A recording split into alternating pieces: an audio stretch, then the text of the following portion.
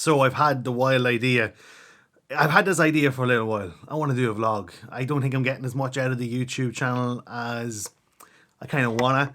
And I've had so much fun doing kind of vlogging as such, with doing Insta stories, that, you know what, maybe a longer format using a nice decent camera could be good. And I thought tonight would be the night to do it. Looking at the skies, and it looks like it has potential, but then when I look at the app that I use, Ventusky app, it's saying that the cloud cover isn't going to be there, that it's going to be clear skies. So I've had a new idea. I'm going to photograph the stars over Ballymcdermott Courttomb. And if you've been on my Instagram page in the last week, you'll have seen that I already posted photos of Ballymcdermott Courttomb, where I actually shot it on 2 separate sunrises consecutively. I got a gorgeous sunrise, and then I got a second one the very next day, and it had snowed. So I'm going to go for the triple. I'm going to go for the hat trick. I'm going to get the Orion's belt rising over the Cooley Mountains over this whole scene. It's going to be light painted, everything, and don't know if it's going to work. Hopefully the clouds are going to play ball, but I'm going to take you along for this. See how I get along for my first video.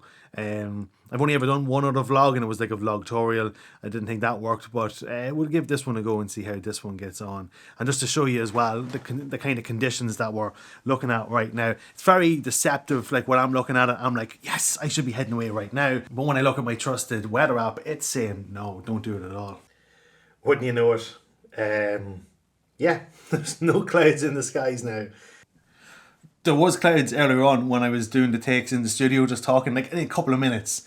That had beautiful high altitude clouds, and now it has no clouds. So, and I will not shoot on a cloudless sky. So yeah, back into the studio, back to the drawing board, more for planning. And this is kind of what I like. This is kind of why I wanted to do the vlog, is to show that even when you're standing in your house trying to think where to go, when to go, it doesn't always work. So fingers crossed, I just cracked my finger, fingers crossed it works for this evening, and we get out and we get to see some stars, and I get to show you how I approach doing some light painting, because I've gotten a few questions in the past as to how I actually approach doing light painting when it comes to astrophotography and Milky Ways and all the rest. And yeah, I'm interested to see the results for the Orion as well, because I'm really interested in that. I've only found out recently about the nebula and everything around that area of the sky. So, yep, it's going to be interesting. And like I said, fingers crossed this works. I have no idea. I've literally no plans today. The studio, as you can see, you never actually see this. I never show this, but it's in an absolute mess. Normally when I'm going to do a video, I've cut my hair, I have everything set up the way it should be, so it looks right. But now you're seeing the truth of it all. It's an absolute tip.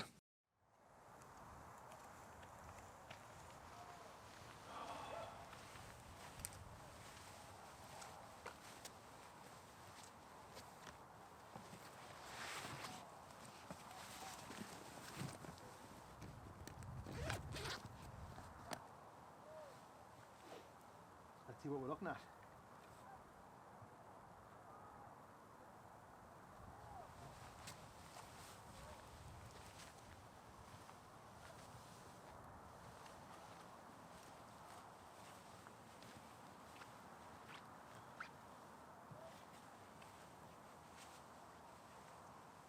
Yes. Okay, well, I'm here and it's not near as dark as I thought it was going to be. I didn't know that we were going to have like indoor football lights facing directly on here. So there's actually hard shadows being cast from the city lights. So I'm over here at Ballymcdermott Courttomb, just outside Newry. So I brought these Nanlite Pavotubes with me to do some light painting, but as well as that, you'll see I actually set them up in the beginning just so I can see what I'm doing initially, just to set up my composition. So once I got my composition set up, I'm ready to go. I'm about to just I'm about to take a test fire just to check my focus on the stars. So the first shots are going to be for the stars. Then after that, I'll do the light painting thereafter. But the main protocol is, like, there are supposed to be a whole band of clouds coming in now in the next while. So I only have a little bit of time to actually shoot the stars before they probably get covered over by cloud, which is typical here. It's always the race that you have when you're shooting stars in Ireland is you have a very strong chance of cloud cover.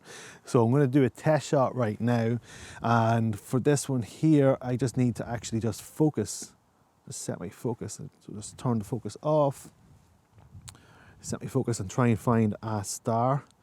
I've actually found, so what I'm actually going to be focusing on here is actually Orion's belt, which is what I want. So my main focus on the stars anyway for this scene is Orion's belt. That's the whole reason why I came out here to shoot it. So stick on 2-second timer and let's see. Now I'm going to leave all the lights on here because it makes no odds at all. I'll be able to see what it's like for the foreground, but you know, when it comes to the light painting, I will do that at a later stage. But for this here, this is just to check focus. Then I'll put on, I'd say this car going past is wondering what the hell is this dude at here. But once I do the test shot, then I'll go and apply a light filter. Okay, so the test shots come back and it's way overexposed. I was at ISO 3200. f2.8. So what I might do is, I'll just reduce the ISO. I'll just reduce the ISO. That's what I will do on this here.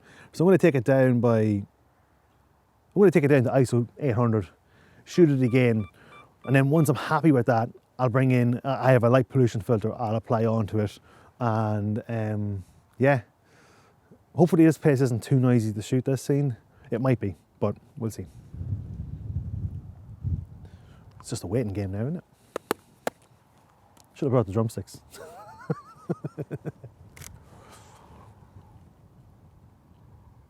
Okay, wow, that's still, okay, so we're at 20 seconds, f2.8, ISO 800, and it's still overexposed.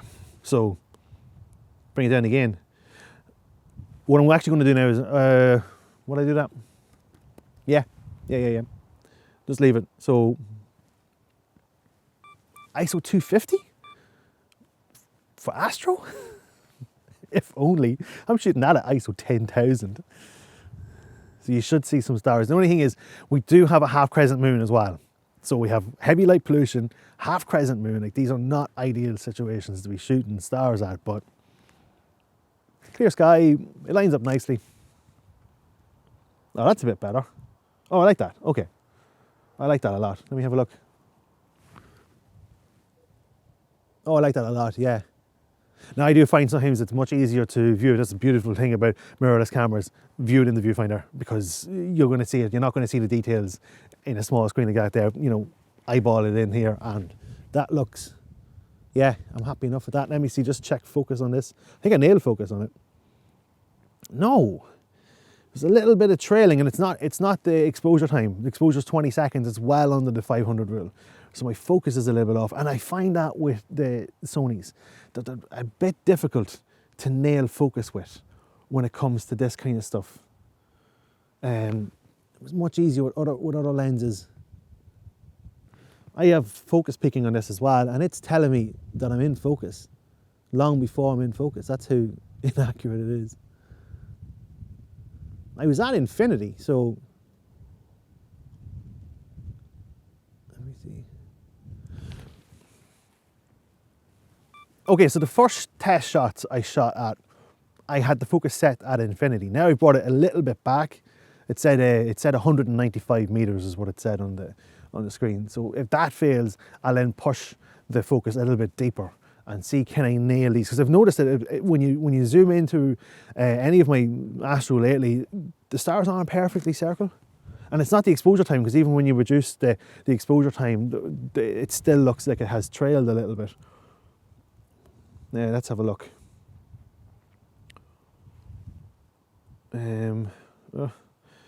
Right, okay. We'll go again. Go again. See if I can get it a little bit better. This time I'm going to go. No.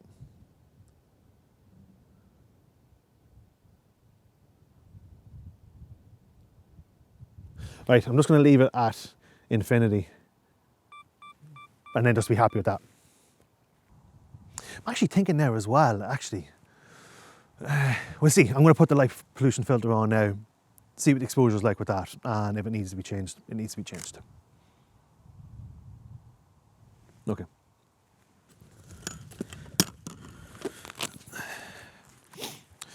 Right, time to add in the light pollution filter. So this is a pack of my old filters, my old high-up filters that I actually don't use, but I still use the light pollution one. I think they call this the red enhancer, but it's really good for cutting out.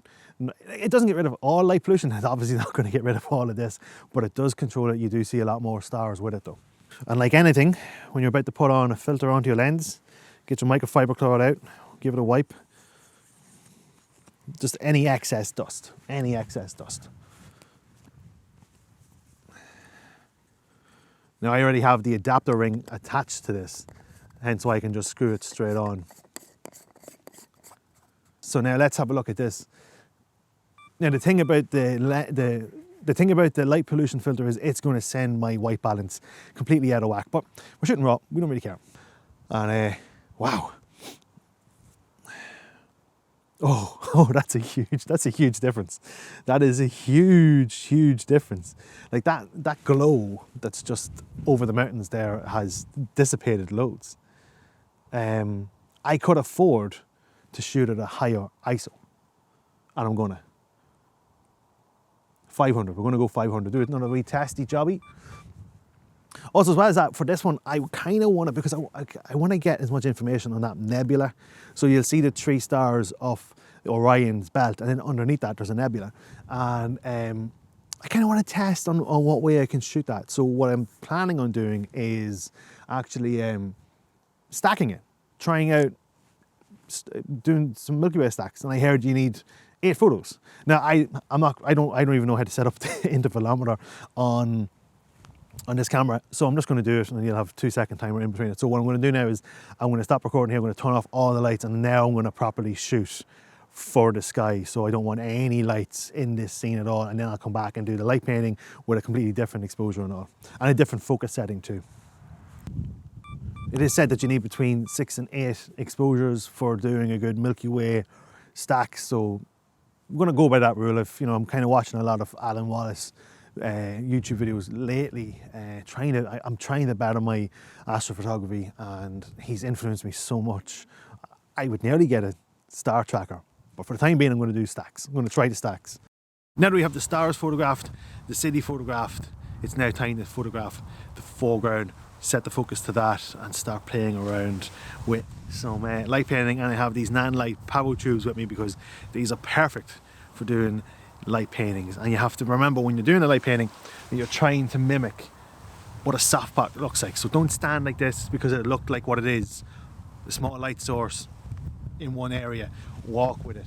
So I'm going to reset up the camera, and you're going to see me actually walk around like an Egypt here, photographing all the stones, trying to emulate. Now we already have a strong moonlight, so what I might do is I actually might set up like a...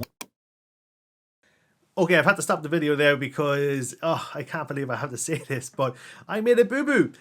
So I was smart in knowing to bring a spare microphone on this video shoot. So I had a shotgun microphone on the camera itself, and I had a lavalier on me, and it was just in case there was wind.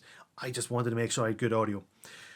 What I didn't foresee happening was what happened was halfway through the shoot, as I'm turning off the recorder, turning it back on again, I forgot to turn it back on again. So I don't have any audio, and I'm talking away as if I'm being recorded on the lavalier. Just because when I did my test shots, I could hear the crackling of the wind in the shotgun microphone that I'm using right now. And yeah, so apologies, and just for the remainder of the video you're going to have to just put up with my in-studio voiceover instead. So let's get back into the video. So my favourite thing to do at any passage tune when I'm doing light painting like this here is to put some tungsten lights inside it, uplining the inside. I find it just gives this real cool mystical feel about it. Now the stupid thing I was doing was I was lifting both of my Pavotubes that I had with me and putting them inside. So I had no lights at hand to do any light painting, so I grabbed an Amateur MC that I had, and I put that in as well. So now I have the Pavotube available to do my light painting, and I'm just going to be walking around, flapping my arms around the spot, making sure that I don't ever hold the light in any one position to give a harsh light. I want to replicate like a giant strip box has fallen on the side, and or it's just mounted horizontally, lighting up these stones with a nice gradual soft fall off. But it's very contrasty on the inside of those rocks. So what I did think when I went back and assessed it, because I always assess each image after I do it, because the clouds started to move in, so I had all the time in the evening to do this. Now this is the most time consuming part of this. So I'm going to take another exposure now, going around the front of the stones and then round to the left. And the plan here was to actually just get enough information that I could exposure blend between the two photos. So that's not a bad shot as well. It's a little bit flat looking. So then you've all the time in the world. The clouds have moved in, so I went for another exposure here. And this is a time consuming thing. But just take your time, do as many times as you need, so you have more than you need when you go home, to make sure that your shot is perfect. And I actually took a 2-minute exposure, and that's the lighting from the moon. All of that is from the moon, the shadows and everything, and I loved it. So I mixed it in together with the light painting, and here's the photo.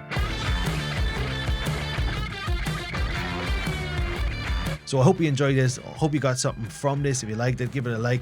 Subscribe if you're new to the channel. Ring the bell to get notified every time I upload a new video.